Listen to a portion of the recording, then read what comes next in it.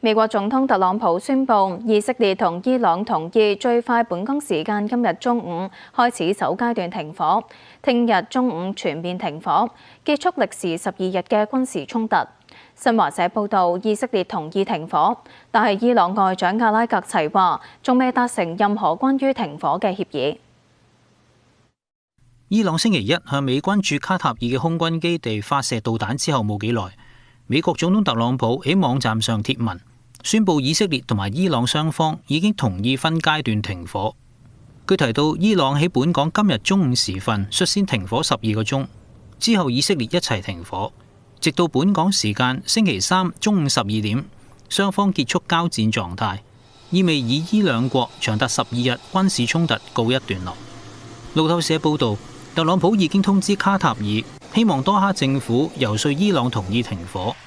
卡塔爾首相穆罕默德就話會確保伊朗同意美國嘅提議。特朗普又話，以伊衝突本來會持續多年，甚至有可能摧毀整個中東。佢祝賀以伊兩國展現能耐、勇氣同埋智慧去結束呢一場12日戰爭。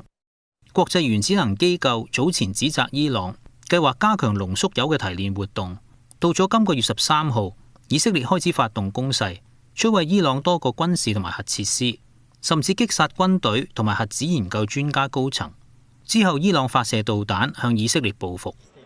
伊朗半官方新聞媒體報導，國會所屬嘅國家安全委員會通過有關全面暫停同國際原子能機構合作嘅議案，直至核設施回復到安全狀態為止。有關法案需要國會通過之後先生效。另外，流亡海外46年嘅伊朗末代王儲禮薩巴列維再次呼籲伊朗民眾推翻現屆政府，並且倡議建立世俗化嘅伊朗民主政府。佢提出相關路線圖，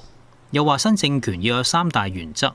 包括保持伊朗領土完整、保障個人自由同埋平等，以及政教分離。64歲嘅禮薩巴列維強調自己無意尋求政治權力，又話未來幾日會公布伊朗政府一旦倒台之後嘅100日施政內容。無線電視記者韓嘉欣報道。